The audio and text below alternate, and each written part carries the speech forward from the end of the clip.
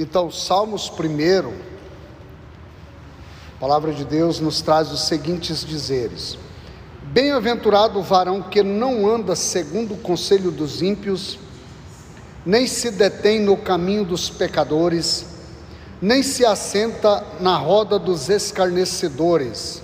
Antes tem o seu prazer na lei do Senhor, e na sua lei medita de dia e de noite. Pois será como árvore plantada junto a ribeiros de água, a qual dá o seu fruto na estação própria, e tudo quanto fizer prosperará. Os ímpios não são assim, mas são como a moinha que o vento espalha. Pelo que os ímpios não subsistirão no juízo, nem os pecadores na congregação dos justos. Pois o Senhor conhece o caminho dos ímpios, mas o caminho do justo, mas o caminho dos ímpios perecerá. Amém. Então, meus irmãos, pode estar assentados. Esses salmos, primeiro, a palavra bem-aventurado, ela vem de um conceito hebraico interessante, que é mais que feliz. Não sei se vocês já leram aquele salmo que diz: feliz é a nação cujo Deus é o Senhor. Aqui o salmista, esse salmo aqui é um salmo bem conhecido, e o salmista, ele quer trazer para nós uma ideia comparativa da conduta do salvo.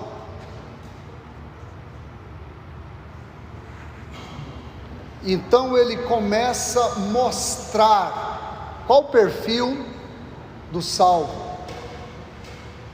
Para ser salvo, está dizendo que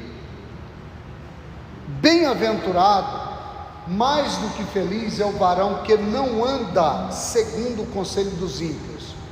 Se você olhar, ele é bem-aventurado por não andar, só por não andar segundo o conselho dos ímpios, já é bem-aventurado.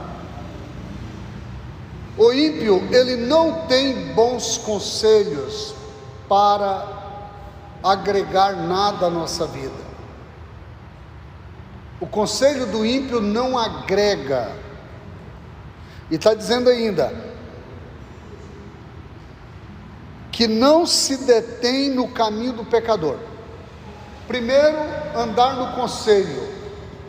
Já viu que o conselho do ímpio é mais ou menos assim: se fosse eu, pagaria com a mesma moeda? É ou não é? Se fosse comigo, eu daria o troco. Esse é o conselho do ímpio. O ímpio não tem conselho para nos dar.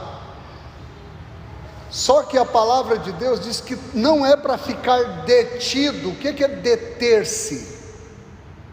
Da ideia de estar preso no caminho dos pecadores. A gente precisa ser seletivo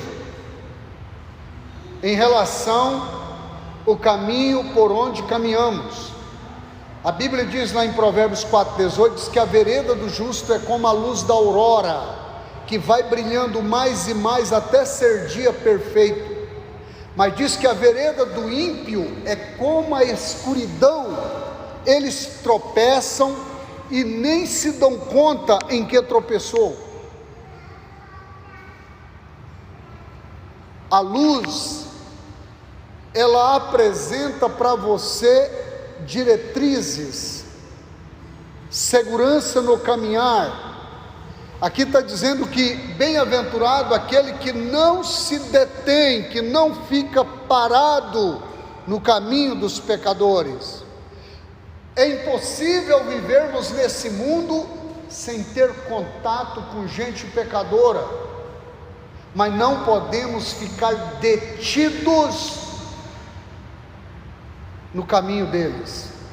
A gente precisa ter uma performance espiritual. em harmonia com a palavra de Deus.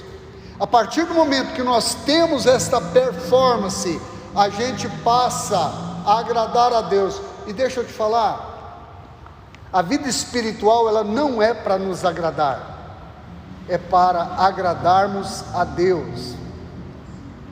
Às vezes é necessário a gente questionar com Deus se Ele está ou não satisfeito com a gente.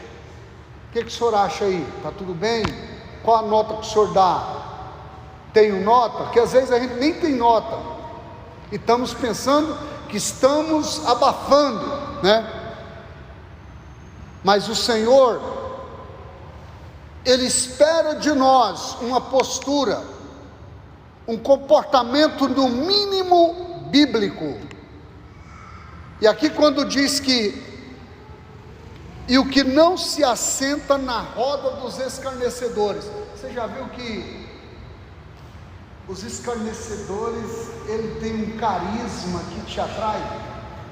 Já prestou atenção nisso? É uma piada de mau gosto. Vamos tentar entender uma coisa. Quando alguém está praticando a maledicência, que é falar pelas costas de alguém, como que a língua coça para que você participe? Às vezes você nem fala mal de alguém, mas você empresta o ouvido para escutá-lo, dá palco, dá microfone para a pessoa falar, e esse pecado, ele é compartilhado com você também. Então quando alguém estiver falando de alguém, vaza, saia fora, esteja longe disso. A Bíblia diz que somos bem-aventurados por não escutar o conselho do ímpio, por não se deter no caminho do pecador e nem se assentar à roda do escarnecedor. Ao invés disso, de ouvir conselhos dos ímpios, deter-se no caminho dos pecadores e assentar à roda dos escarnecedores, a gente tem o prazer na lei do Senhor, e na sua lei meditamos de dia e de noite. Aonde é que está o seu prazer? O que causa prazer em sua vida? Às vezes eu fico perguntando, será que nós estamos aqui por prazer ou por obrigação? O que nos trouxe aqui esta noite? Será que está sendo um peso estar no culto? Será que está sendo um problema estar aqui?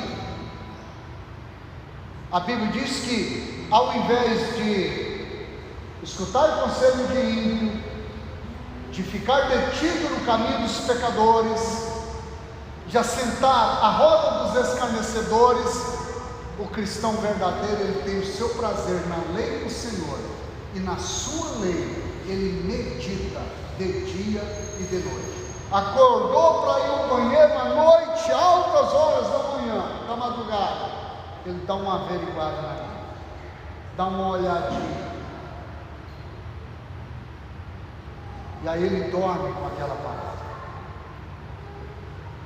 A Bíblia disse que será como uma árvore plantada junto a ribeiros de água, que cujo dá o seu fruto na estação própria, as folhas não caem, e tudo quanto faz prospera. Quem quer ser próspero? Aqui o salmista não está nem falando de árvore, ele usa a metáfora da árvore para falar da gente. A gente fica parecido com uma árvore plantada à beira das águas, não ressente quando vem o calor, não se preocupa com o tempo da sequidão. Aí o círculo está pegando fogo e alguém diz: como é que está isso? Graças a Deus está tudo bem, Deus está bem. Lembra daquela mulher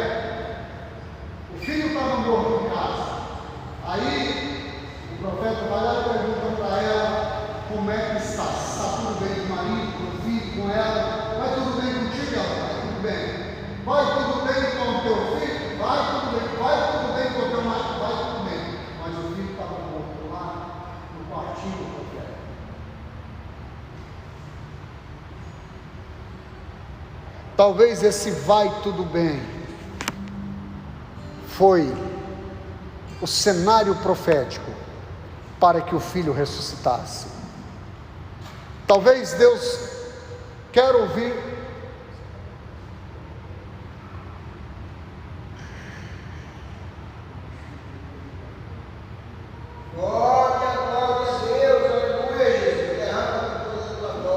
talvez nós estamos precisando, irmãos, de tomar uma postura mais cristã nesta época. Hoje nós precisamos ser bem mais crentes do que antes. Nós nunca estivemos tão próximos da volta de Jesus do que agora estamos. Jesus está voltando. Você acha? Hoje eu estava em casa à tarde, orando, e Deus falou comigo assim: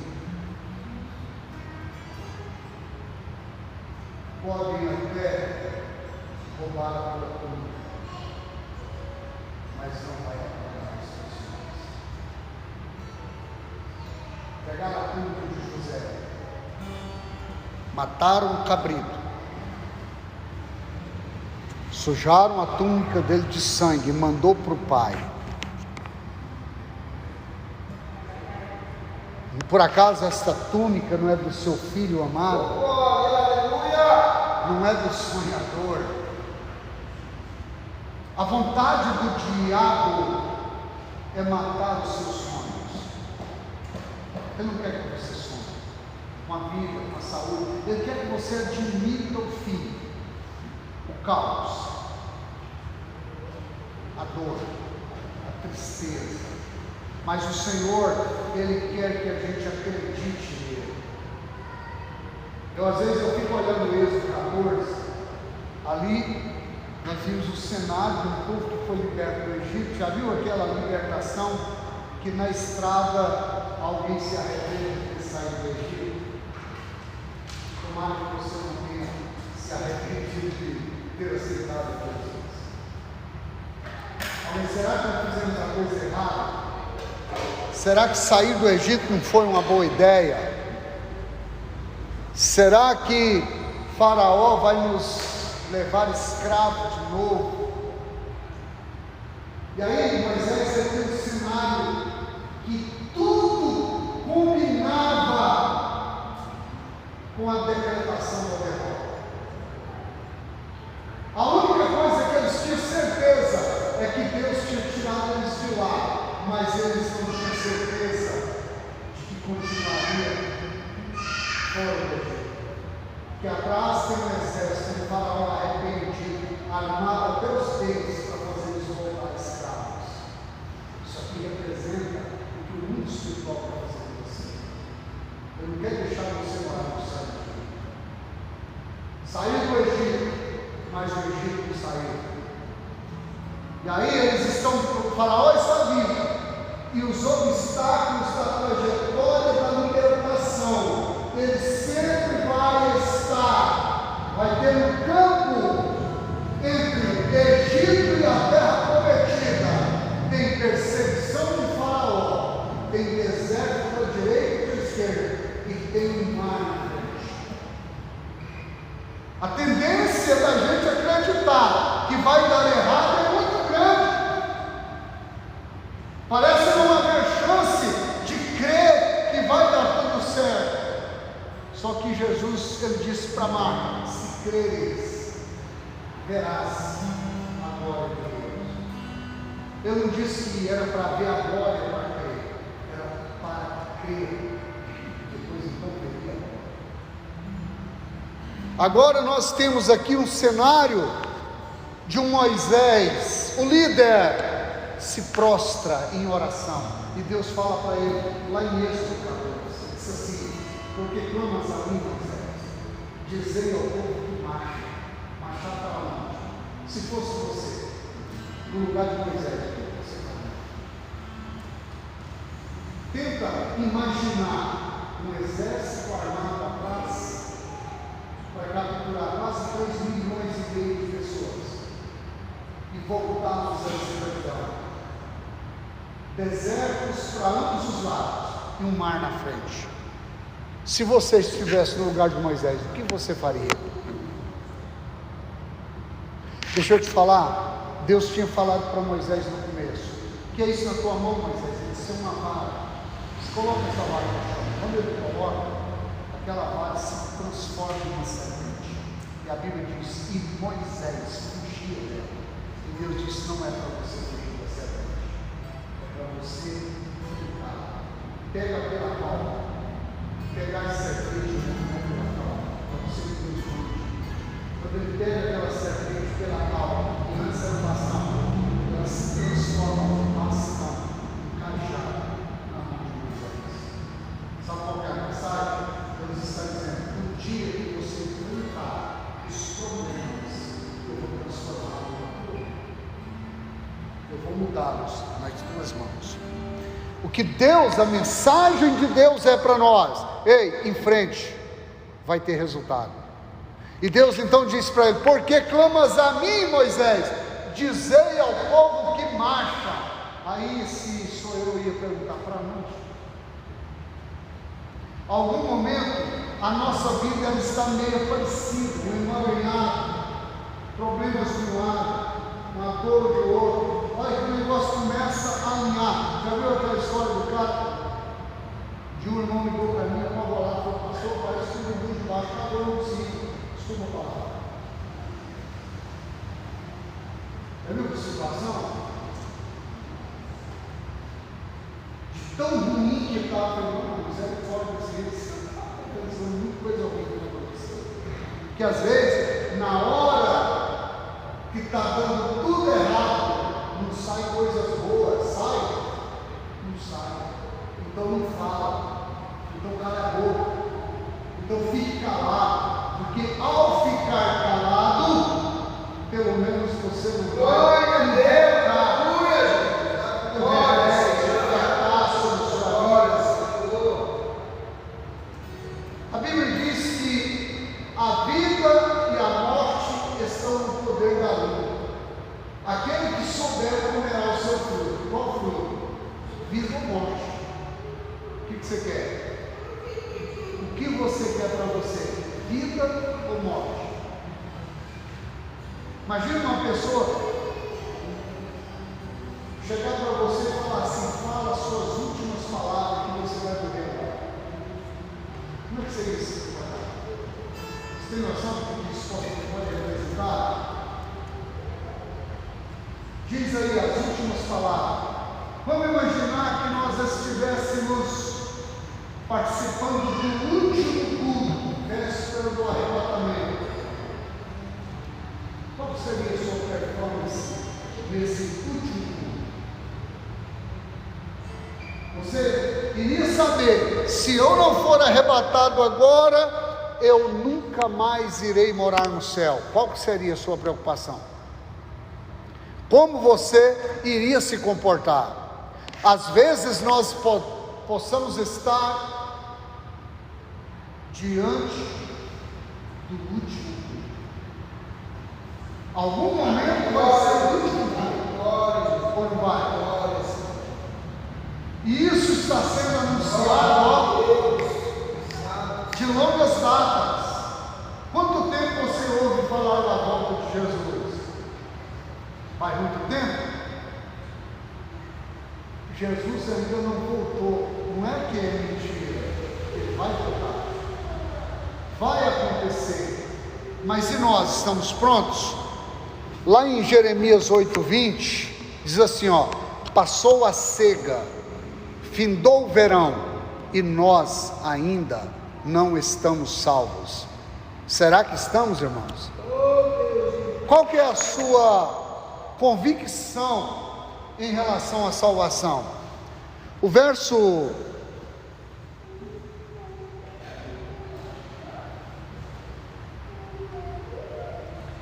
diz que os ímpios não são assim. Eles não são assim como uma árvore plantada junto a ribeiros de água. Está dizendo que os ímpios não são assim, mas são como a moinha que o vento leva embora. Jesus um dia falou assim para alguém: o que vocês foram ver no deserto? Uma cana agitada pelo vento? Um homem bem vestido? Ou um profeta? Ninguém vai atrás de uma sacolinha que o vento levantou e levou embora. Ninguém vai procurar gente bem vestida no deserto. Gente bem vestida você vai encontrar nos passos reais. Mas, aí Jesus disse: um profeta? Sim, eu vos digo, muito mais que um profeta. Dos nascidos de mulher, não teve nenhum igual a João Batista. Por que eu estou falando disso? Será que nós não estamos invertendo valores? Quais os valores que valem de fato a pena manter? O que nos é tão precioso? O que te importa? Se hoje você morrer, o que está garantido? Qual a garantia? Jesus falou assim: ó, o que adianta um homem ganhar o mundo se perder a alma? O que daria um homem por resgate da sua alma? Jesus morreu para nos salvar, sim ou não? Morreu. Se alguém for condenado hoje, é culpa de quem? O que vocês acham? Deixa eu falar. A salvação é pessoal. O marido não vai conseguir levar a esposa do céu. O pai não vai conseguir levar a filha do céu. A esposa não vai conseguir levar o marido do céu. O pastor não vai conseguir levar o rebanho do céu. A salvação é algo muito pessoal. Se você não se importar com a tua salvação, quem está perdendo é você, meu irmão. E eu não estou falando isso para desprezar a oportunidade de você estar aqui. Eu estou falando porque a salvação é algo pessoal. E Jesus vem buscar um povo zeloso, especial e rigoroso. Será que nós estamos enquadrados nesse perfil? Pedro falou um negócio que vale a pena a gente preocupar. Ele disse que Jesus, ele assim, a pedra que os edificadores rejeitaram foi posta como cabeça desse livro. Você já leu esse texto na Bíblia? A Bíblia diz assim: ó, aquele sobre quem ela cair será reduzido a nada. Aquele que bater de frente com ela será reduzido a pó. É duas coisas totalmente diferentes. Uma coisa é a pessoa não aceitar Jesus para ser salvo, para ser e não será salvo. E a outra coisa bem diferente é alguém tentar a coisa diferente. Tentar. O juízo vai ser muito mais acentuado.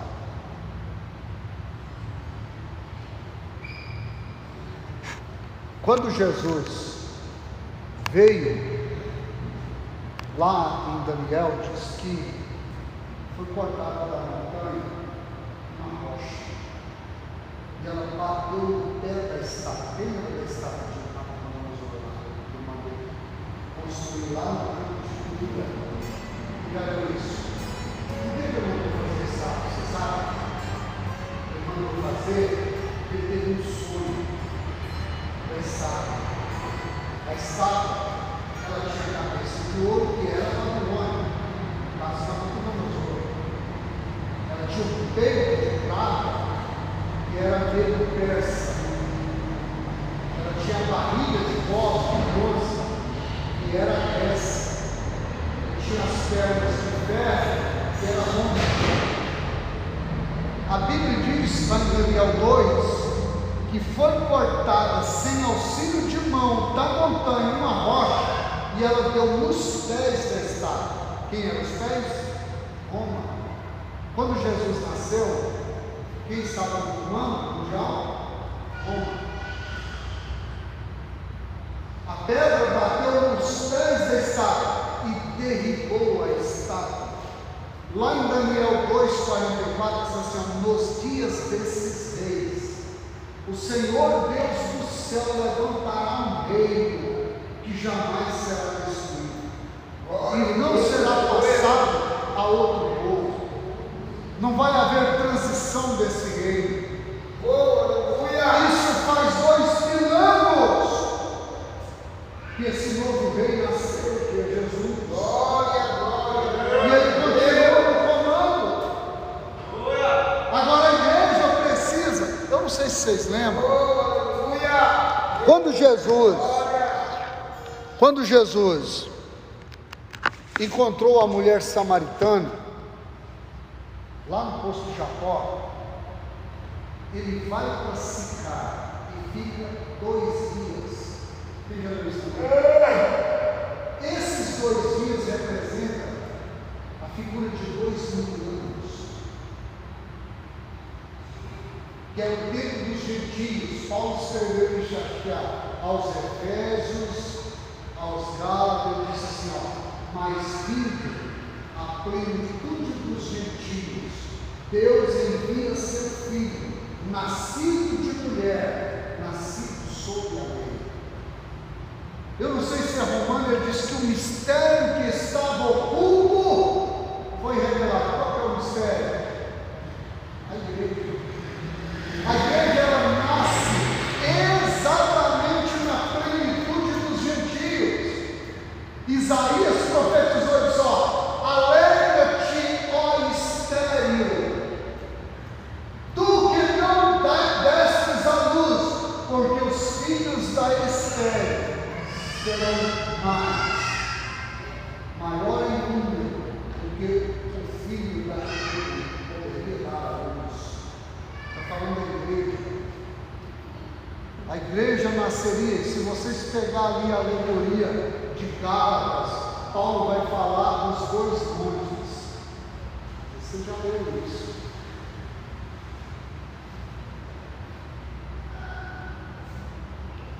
Do filho de Agar, escrava, e do filho da livre.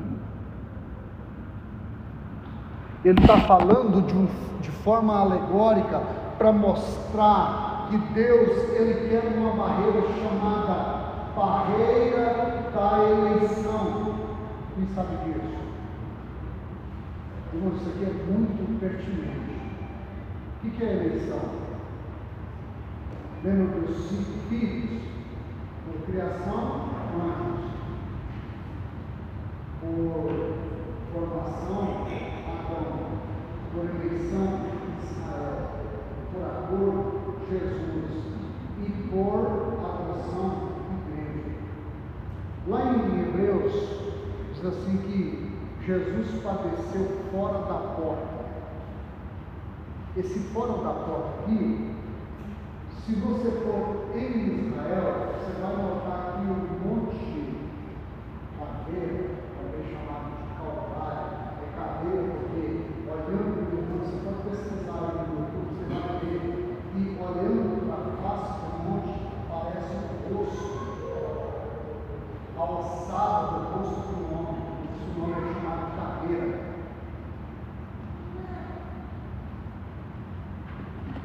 Ele estava fora da cidade velha de Jerusalém, dos muros de Jerusalém.